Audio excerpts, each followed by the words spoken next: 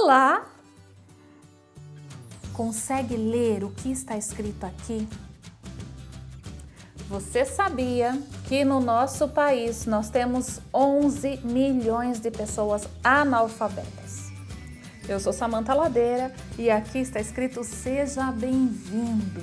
Vamos falar sobre esse tema importante que causa impacto profundo na vida de uma pessoa. Uma pesquisa feita pela Unicef em parceria com o Centro de Pesquisas levantou que 5 milhões de crianças entre 6 e 10 anos não tiveram acesso à educação no período de pandemia. Essa faixa etária é onde a alfabetização está mais latente ali, não é verdade? Então, como trabalhar no resgate? Como fazer com que todas as crianças se alfabetizem? Vamos falar sobre esse assunto? Quer saber mais? Quer saber como? Então, vem comigo! O ano era mais ou menos 2012, 2013. Eu estava na supervisão de ensino e visitei uma escola do ensino fundamental. A preocupação era muito grande na questão da alfabetização. E observando as atas do conselho, eu vi que ali tinha uma criança, uma menina, uma pré-adolescente aí que eu conhecia, que era, que morava numa casa de acolhimento, o antigo abrigo que a gente falava, né? Hoje a gente fala casa de acolhimento. E essa menina estava apontada ali no conselho para uma possível retenção. Ela iria repetir o ano. E eu fiquei, meu Deus do céu, mas o que está acontecendo? Eu conhecia a história dela porque eu fazia um trabalho voluntário nessa casa de acolhimento.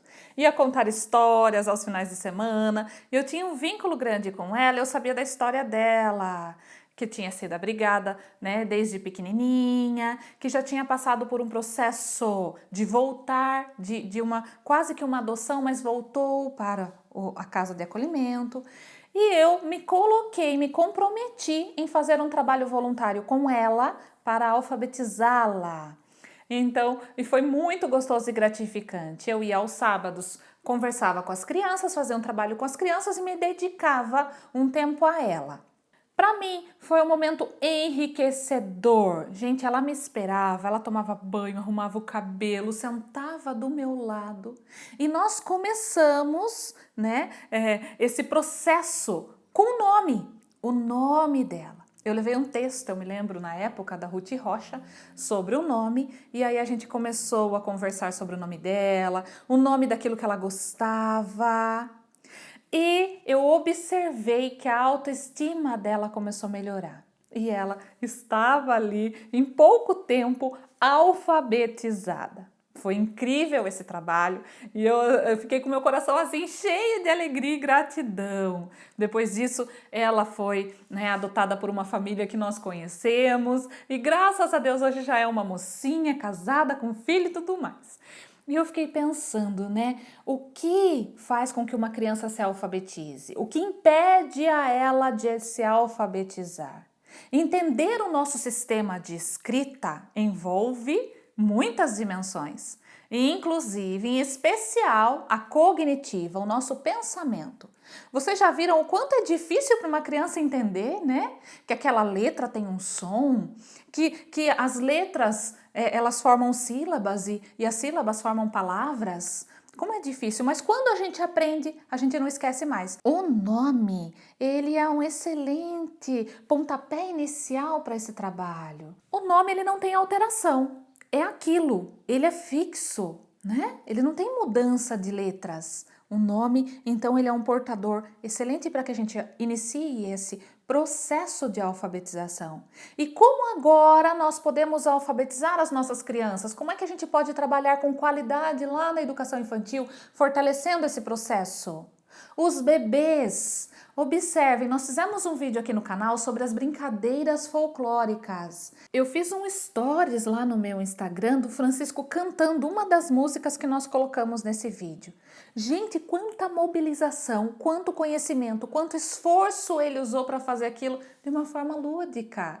Ali ele está fortalecendo o cognitivo dele, Então existem situações que a gente faz e que promove, fortalece e favorece o processo e que são simples. Então, oportunizar para os bebês, oportunizar brincadeiras, experiências, o mundo real, onde ele possa sentir e que faça sentido.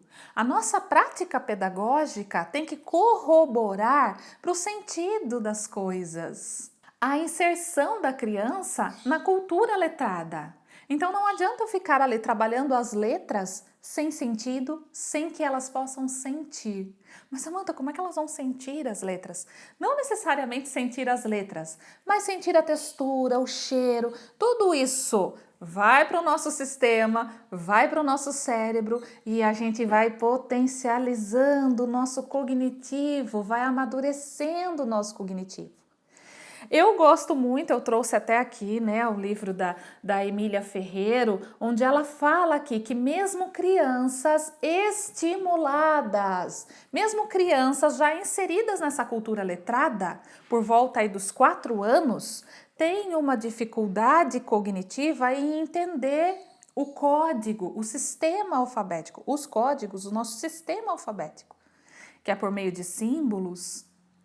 Então eu preciso respeitar isso e oportunizar vivências e experiências adequadas à faixa etária para que a autoestima dela se fortaleça. E não que ela tenha essa sensação, nossa, não consegui, sou um fracasso. O não conseguir porque ela acha que a culpa é dela e na verdade é de um processo de desenvolvimento, vai deixando a criança, olha, com a autoestima lá embaixo. E para que ocorra a aprendizagem, eu preciso do cognitivo, do emocional, do afetivo, da minha autoestima. Eu preciso do motor. Crianças de educação infantil precisam se movimentar. Eu preciso respeitar o biológico. Eu preciso respeitar o desenvolvimento das crianças. Lá no ensino fundamental, práticas pedagógicas que insira a criança na cultura letrada. Gosto muito da professora Magda Soares, que diz o quê? O que os professores não precisam? De receitas prontas. Não precisam de receitas prontas. E o que é que o professor precisa? Conhecer como a criança aprende. Eu preciso saber como ela aprende, do que ela precisa, do que faltou para ela durante esse período de pandemia. Ter fundamentos para analisar o processo de aprendizagem, acompanhar essa criança, fazer as interferências necessárias. Aí entra a autonomia do professor, a mediação, despertando a curiosidade, incentivando, fortalecendo essa autoestima, porque muitas vezes as crianças que estão lá no ensino fundamental, se você for observar, ela está com a autoestima baixa, porque ela não conseguiu se alfabetizar como os amigos, as amigas. E isso faz uma diferença enorme para ela. Então eu preciso fortalecer. O que ela faz bem? Eu preciso valorizar, incentivar, apoiar do que ela gosta. Um outro livro de pesquisa que eu trouxe aqui que eu gosto muito é Alfabetizar Letrando na EJA, Fundamentos Teóricos e Propostas Didáticas, da Thelma Ferraz, Eliana Borges, Arthur Gomes, que é o organizador. Ele diz assim, olha...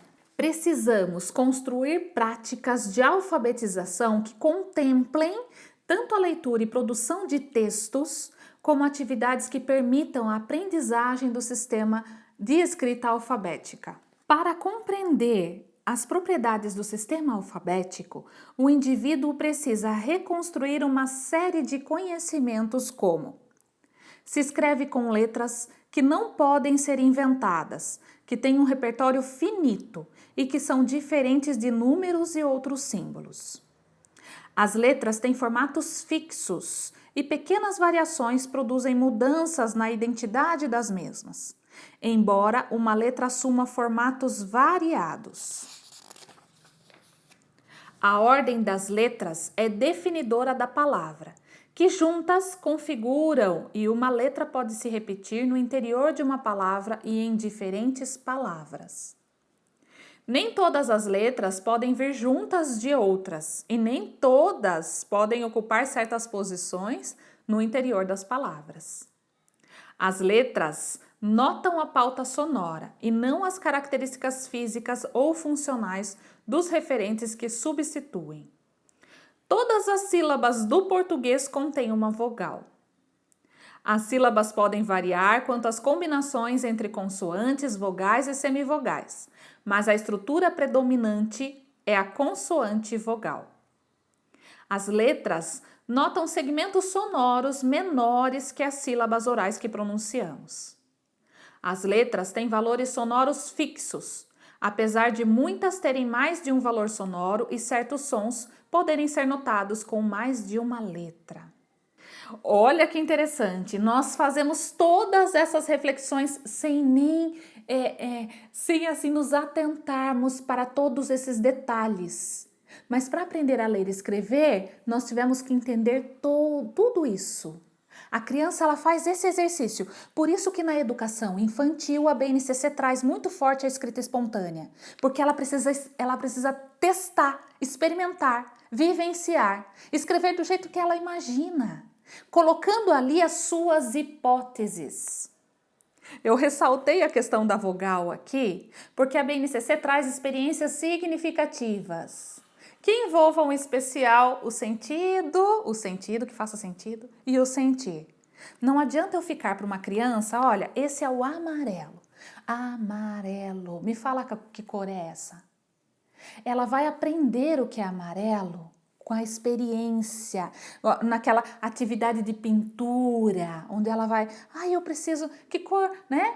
Eu brinco muito aqui com o Francisco tem 3 anos, ele sabe todas as cores. E eu nunca fiquei para ele, filho, esse é o vermelho, que cor é essa? É vermelho? Mas na hora da pintura, às vezes a gente fala, né? Filho, me passa o vermelho, por favor, eu queria pintar isso daqui de vermelho. Então a criança aprende quando ela está imersa nessa experiência. Não adianta eu ficar ali para ela, em especial da educação infantil, trabalhando de uma forma descontextualizada. O que são as vogais, o que são as consoantes.